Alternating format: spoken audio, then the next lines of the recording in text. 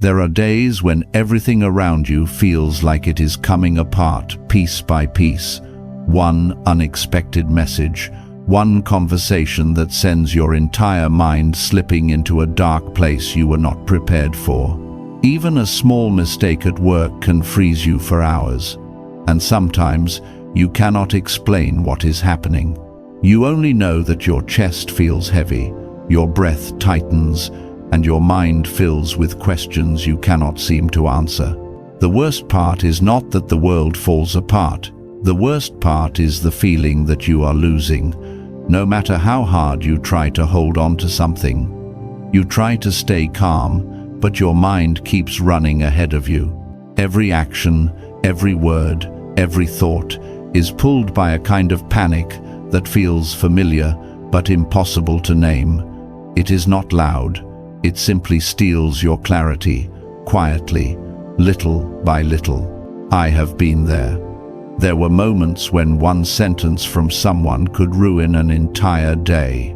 Nights when I lay awake until morning over things so small that later I could not understand why I had let them shake me that much. There was a time when I believed calm was something meant for people stronger than me. As for me, whenever something happened, my mind immediately ran to the worst outcome, as if that were the only path available. Then one day, I understood something simple that I had never truly seen before. The world falling apart does not destroy you. The panic you add to it does. Every time your mind gets pulled away, it is not because the event is too big. It is because you have not yet learned how to pause, breathe once, and choose a response instead of a reaction. Epictetus said, "You do not control events, you only control your response." And when everything around you sinks into chaos, that sentence becomes an anchor. A reminder that calm is not a feeling, calm is a choice. A choice you can reach for even when your hands are shaking. In this video, we will guide you through 6 lessons to train your mind to remain steadfast even when life seems to crumble. Not pretend calm, but perspectives, practices, and small moments that can save you from the storm rising inside your own head. If this passage made you pause for a moment and notice your breath, write in the comments, "I chose calm first." Not to prove strength, but to remind yourself that you always have the right to select stillness in the middle of chaos. And from that moment, we gently step into the first lesson. Because what exhausts you is not the event itself, but the first shock that sends your mind out of control. When you understand how to stand still in that moment, you begin to take back your power over yourself. Lesson 1. Do not react to the first shock. There are moments when one sentence, one look, or one message is enough to shake you from the inside. The first shock always arrives without warning, throwing off your heartbeat and pushing your mind into instinct before you even understand what is happening. You find yourself saying things you do not need to say, doing things you do not need to do, and later wondering why everything got worse within just a few seconds. What exhausts you is not the event itself, but reacting too quickly to that first hit. I lived like that for many years. One careless comment from someone could trigger a storm in my mind. One small mistake at work could ruin the entire day. There was a time when a tiny misunderstanding made me react too strongly, only to regret it afterward. After a heavy argument, I realized that the pain did not come from what others said. It came from the fact that I did not give myself 1 second to pause and see things clearly. I realized I always lost in the moments when I reacted too fast. Marcus Aurelius reminded himself each morning, between stimulus and response, there is always a breath. The Stoics understood that the first emotion is just a survival signal, but what comes after is your true nature. The first shock does not force you to do anything, it just knocks on the door. You can open it with panic, or you can stand still, take one breath, and step into the situation with clearer awareness. Calm does not mean emotionless. Calm means not letting emotions lead the way. The next time your mind is shaken, try standing still for 3 seconds. Do not speak, do not react, do not rush to explain. Just let your breath return. Let the ground beneath your feet remind you that you are still here. Those 3 seconds may seem small, but they are the line between panic and clarity. They are the doorway that takes you out of instinct and back into your own agency. If this lesson prompts you to reflect on moments when you lose control most easily, please write in the comments, "I choose calm before I react." It is not a slogan, but a gentle reminder that you always have the right to pause before letting emotion take the lead. And once you can walk through that first shock with clarity, the next thing you need is distance. Because chaos is not always strong, sometimes it is simply a matter of standing too close. In the next lesson, we will explore what happens when you learn to keep a distance from the chaos. Lesson 2. Keep your distance from the chaos. There are moments when the chaos is not truly big, but it stands so close that you cannot tell what is real and what is just your mind exaggerating. One small comment, one sudden change, or one fleeting expression from someone can make you feel as if you are about to lose control. The closer you stare at it, the larger it becomes, as if the whole world is collapsing right in front of you. And the harder you try to handle it while panicking, the more tangled everything becomes. I used to trap myself in moments like that. If someone stayed silent for a few hours, I assumed I had done something wrong. If something at work did not go exactly as planned, my mind immediately imagined the worst possible outcomes. I looked at everything too closely until the most minor detail became a threat. Then, one night, in a room filled with pressure, I walked outside and stood away from the noise. In that moment, I realized the chaos had not disappeared. It had simply grown smaller because I had stepped back. The problem did not vanish, but my perspective changed. The Stoics understood that one cannot see the truth clearly when standing too close to one's own fear. Seneca wrote that the mind exaggerates whatever it clings to too tightly. When you are immersed in chaos, you cannot discern what is genuinely happening from what your mind is adding to it. Distance is not for running away. It is the space that lets you see the whole picture.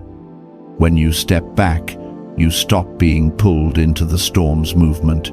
You observe it. The subsequent time chaos arrives, create a small distance for yourself. Leave the room for 1 minute. Step onto the balcony, stand up and walk around, or look far away for 3 slow breaths. That distance is not indifferent.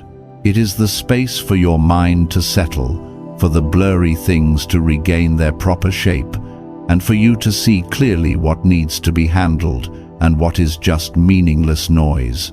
If this lesson reminds you of the times you stood too close to chaos and made everything heavier for yourself, please write in the comments, "I choose to step back to see more clearly." And once you know how to keep a safe distance for yourself, the next step is more subtle. You need to learn how to hold the reins of your own emotions, because distance helps you see clearly, but emotional mastery keeps you from being swept away when the storm rises inside you. In the next lesson, we will step into the place where the real storm begins, inside you. Lesson 3. Hold the reins of your own emotions. There are days when no one attacks you. Nothing significant happens. Yet inside, a quiet rising wave is building, a discomfort you cannot name, a restlessness that keeps spreading. And the moment something small happens, your emotions burst as if you have been holding everything in for far too long. What wears you down is not the storm outside, but the small storm growing inside that you have not noticed yet. When the reins do not hold your emotions, they will pull you toward the worst direction, even when you do not want them to. I used to let my emotions lead the way like that. If someone said something slightly off, I immediately became defensive. If work slipped a little, I started worrying far too much. And then I reacted as if everything was a threat. I used to think I was just a sensitive person, but in truth, I didn't know how to manage my own emotions. I kept letting the first feeling drag me away without checking whether it was genuine, reasonable, or just an echo of something old inside me. Eventually, I realized I was being pulled by things that did not deserve to control me. Epictetus said, "It is not the emotion that hurts you, but the way you trust it." The Stoics did not deny emotion. They observed it the way someone watches a strong current of water.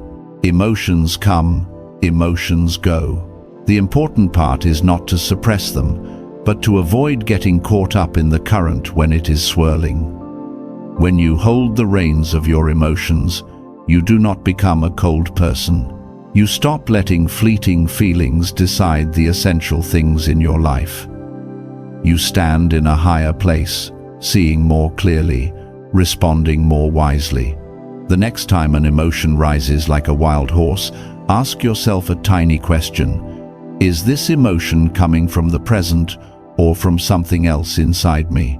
That question is like a gentle hand on the reins, keeping you from being dragged away immediately.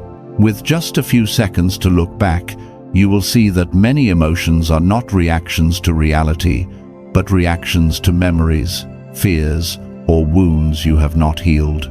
And when you see that, you take back your agency.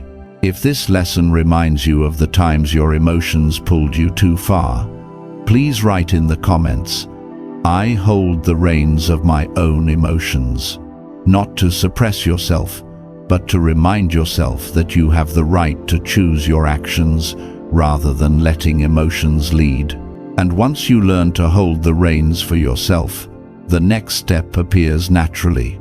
Not every emotion needs to be changed.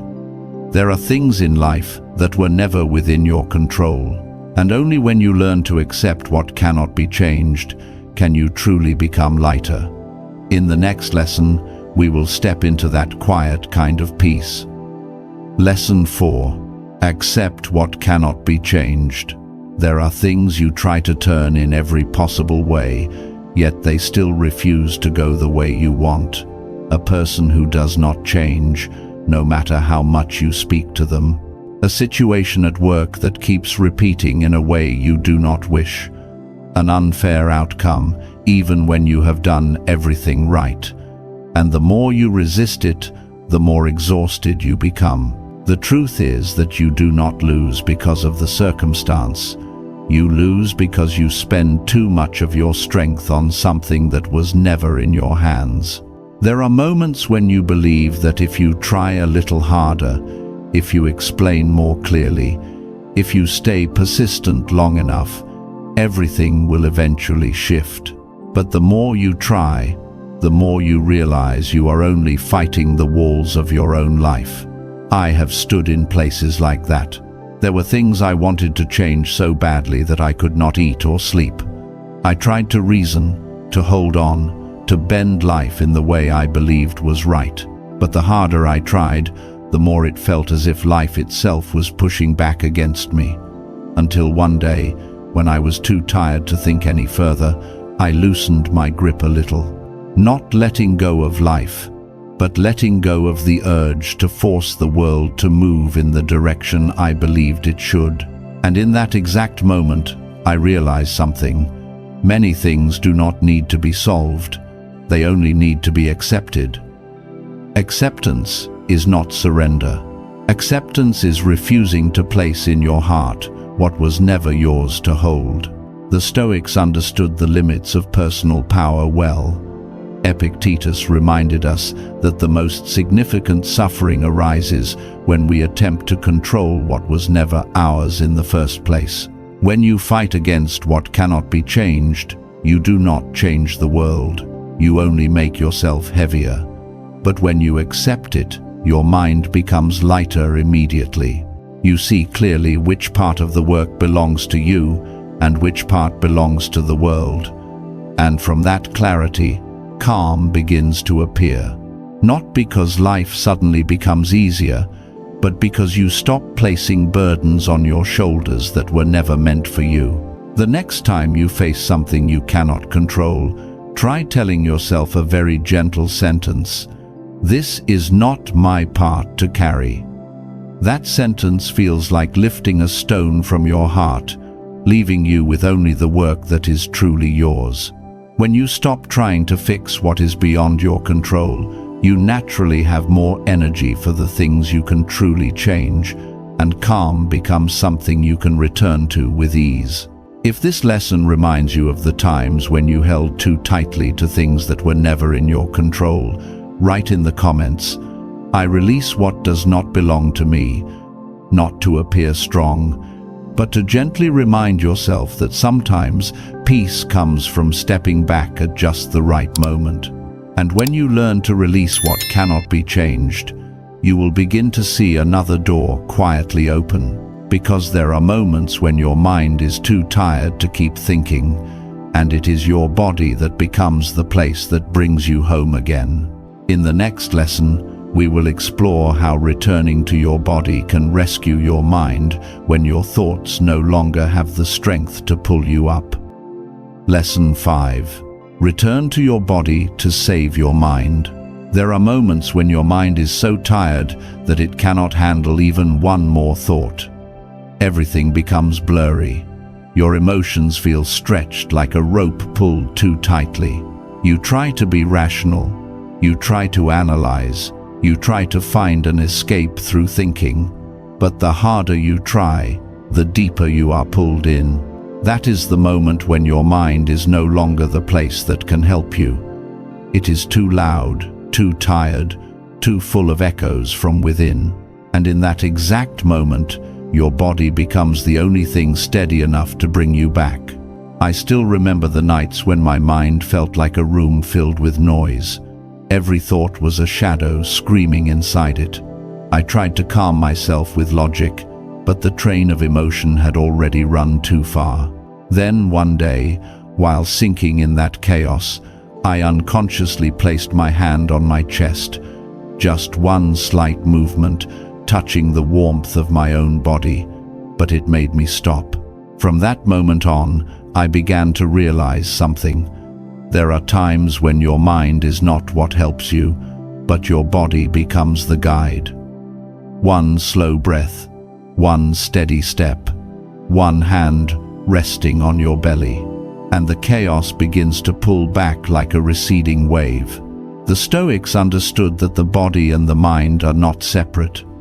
Marcus Aurelius often wrote about returning to his breath whenever his mind began to break into pieces. Breath does not argue. The body does not lie.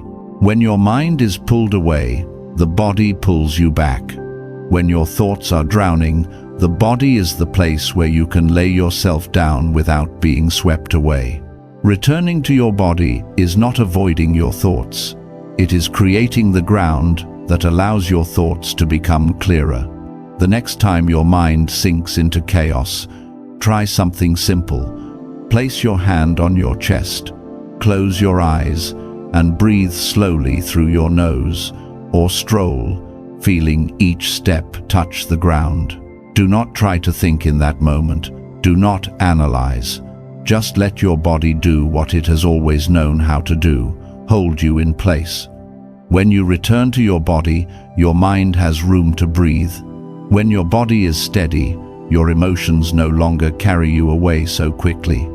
If this lesson reminds you of the times when you tried to save your mind with the very thing that was exhausting it, please write in the comments, "I return to my body before healing my mind." It is a reminder that peace does not always come from thinking correctly, but from breathing slowly enough to see yourself more clearly.